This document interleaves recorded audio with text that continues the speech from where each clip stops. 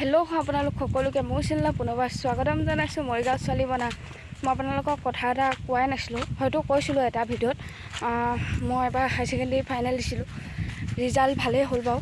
এতিয়া বোলে আমাৰ গাঁৱতে আজি সম্বৰ্ধনা অনুষ্ঠান এটা পাতে, তো চাই থাকিব লাষ্টলৈকে, ভিডিঅ'টো মজা লাগিব।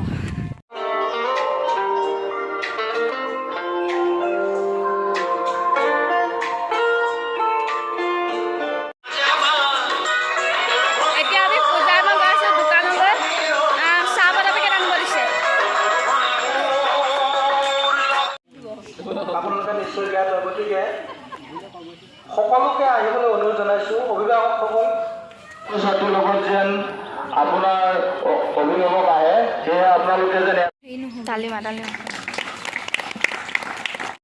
চমুৱাই দুআষাৰ ভাষণ দিবলৈ আমি অনুৰোধ জনাইছোঁ। কিছু লক্ষণ লক্ষ্য কৰি ল'ব লাগে যে মই এইটো হ'ম, আৰু যিখিনি বাধা আহে সেইবিলাক এৰি দিব লাগে।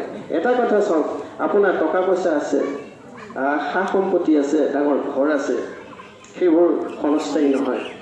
যদি প্ৰকৃত অভিভাৱক হয়, অভিভাৱকে যদি নিজৰ সতি সন্তানক যদি সৎ ৰাস্তাটো লগাই দিয়ে, তেতিয়াহে তেওঁ প্ৰকৃত অভিভাৱক। এজনী মহিলাই এজন পুৰুষে যিমান সোণ অলংকাৰ নিপিন্ধক, যিমান দামী কাপোৰ নিপিন্ধক, তাৰ কিন্তু মূল্য নাই। সংস্কৃত এটা প্ৰবন্ধত আছে, আমি পাইছিলোঁ ক্লাছ 8তে, যে শিক্ষাৰ অলংকাৰটো কোনো সোণ ৰূপ ব্ৰঞ্জ অলংকাৰে দাঙিব নোৱাৰে।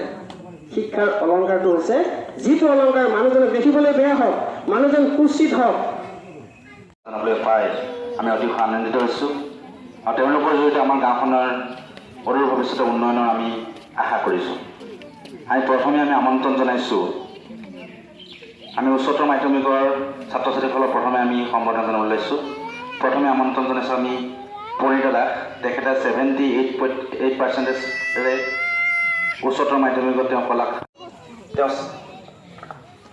তেওঁ প্ৰথম বিভাগত উত্তীৰ্ণ হৈছে, ষ্টাৰ পাইছে। তেওঁ যথেষ্ট ভাল ফলাফল কৰিছে। অনাগত দিনত আৰু আমি ইয়াতকৈ ভাল ফলাফল আশা কৰিছোঁ।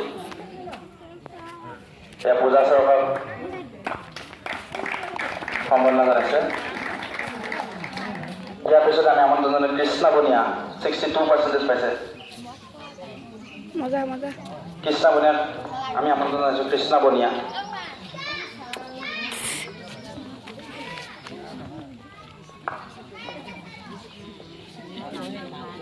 ইয়াৰ পিছত কৃষ্ণা আমাৰ কান্তৰাম দাসদেৱে সম্বৰ্ধনা জনাইছে। ইয়াৰ পিছত আমি আমন্ত্ৰণ জনাইছোঁ তাপস চৰকাৰ।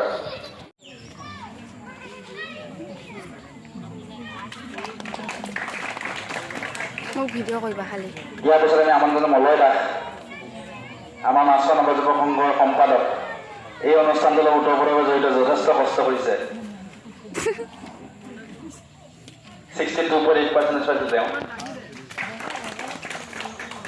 ইয়াৰ পিছত আমি আমন্ত্ৰণ নিশামণি দাস, মনালিছা দাসক আমি আমন্ত্ৰণ। মনালিছা দাস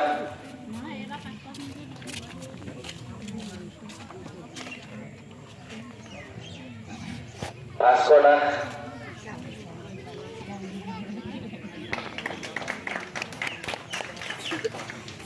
বিদুমণি বনিয়া অনুপস্থিত।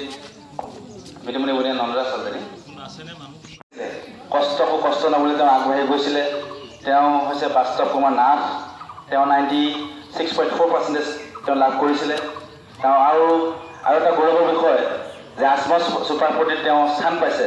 সমগ্ৰ অসমত মাত্ৰ 40জন ছাত্ৰ ছাত্ৰীক পঢ়ায় তেওঁলোকে, কিন্তু তেনেকুৱা তাত তেওঁ স্থান পাইছে আজমল ছুপাৰ 40ত। গতিকে তেখেতৰ যি অনুপস্থিত, তেওঁ অধ্যয়নৰ কাৰণে তেওঁ ইতিমধ্যে হোজাইলৈ গমন কৰিলে। গতিকে তেওঁৰ অনুপস্থিত হিচাপে তেওঁৰ পিতৃ আমাৰ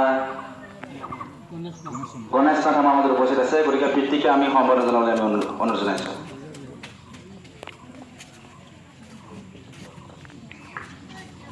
এয়া বাস্তৱ নাথৰ পিতৃ গণেশ নাথ। ইয়াৰ পিছত আমি বৰ্ণিতা কাশ্যপ প্ৰথম বিভাগত উত্তীৰ্ণ হৈছিলে। ইয়াৰ পিছত আমি আমন্ত্ৰণ জুমন দাস গৌৰৱ কঢ়িয়াই আনিছে। এয়া আমাৰ শ্ৰী সিংগত্তৰ পুৰুষাৰ্থী এটাই তেখেতক সম্বৰ্ধনা জনাইছে। ইয়াৰ পিছত আমি আমন্ত্ৰণ পৰাগ দাস 55% পাইছিলে। পাৰ্চেণ্টেজ নাই কোৱা ন? পম্পী ৰায় তেওঁ ছেকেণ্ড ডিভিজন 55% পাইছিলে। কৃষ্ণ বনিয়া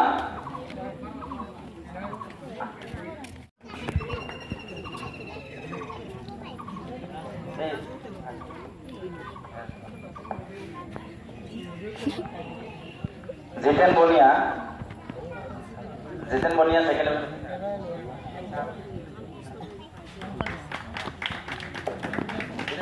জিতেন বনিয়া আমাৰ ছাৰ কাকলি দাস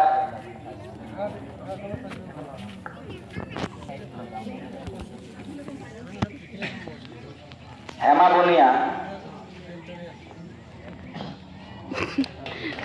কাকলিক বহুত দূৰলৈ পঠিয়ালে। হেমা বনিয়া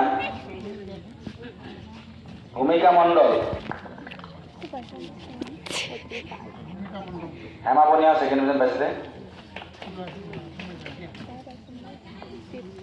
নাম উজ্জ্বল কৰক আৰু ভৱিষ্যত প্ৰজন্মকো আমি আহ্বান কৰিছোঁ যাতে গাঁওখনৰ সকলোৱে নাম উজ্জ্বল কৰিব লাগে, সকলোৱে আগবাঢ়িব লাগে, তেতিয়া গাঁওখন উন্নয়ন হ'ব। আৰু আজি এই অনুষ্ঠানত যাতে সকলোৱে যাতে উৎসাহ পায় সেইটো কামনা কৰিছোঁ। অনাগত দিনত ইয়াতকৈ ভালকৈ পাতিবলৈ আমি আয়োজন কৰিবলৈ আমি চেষ্টা কৰিম।